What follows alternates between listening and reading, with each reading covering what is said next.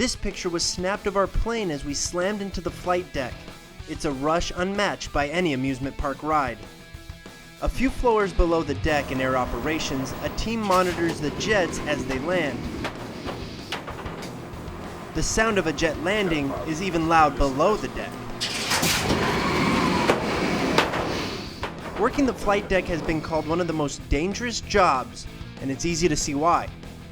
But before this can happen, hours of planning and inspections are done. The air handler controls the movement of each aircraft on board. I can just look at this board and know the status of everything just by looking at it, of every aircraft. Even the planes below deck are mapped out, and more sailors are down there hard at work. We do a turnaround inspection in between every single flight.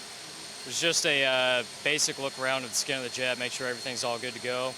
And then every night we do a daily inspection. While others double-check instruments, about 100 sailors train to become part of the security force. The Navy has their own police force on ship, and officers have a beat that they look after. With over 5,000 people on board, most of them in their early 20s, the no dating law is one of the hardest to enforce. The security staff also trains for when the ship makes port. The ship is protected by a crew at all times.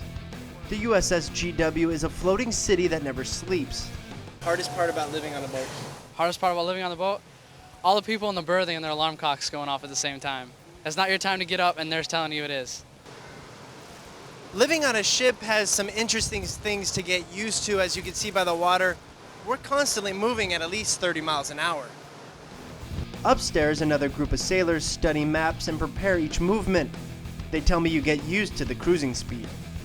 This aircraft carrier can steam for over 20 years before refueling because it's propelled by 2 nuclear reactors. Downstairs, another wave of sailors eat dinner. Nearly 20,000 meals are served daily. And on the deck, colored shirts divide up duties. Hand signals communicate since words cannot be heard. And catapults sling these jets up to 200 miles an hour in 2 seconds. It feels like your skeleton is trying to jump out of your skin.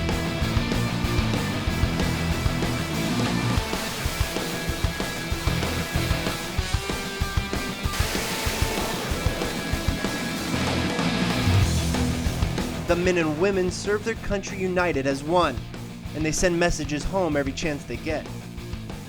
Love and miss you guys. Can't wait to come back home. Dad, I miss you. Mom, I'm doing all right. Miss all my brothers. I hope you guys are doing all right. I'll be home soon, hopefully. And just, I'm still alive. Alive and well. For Guam News Watch, I'm Paul DeBesich.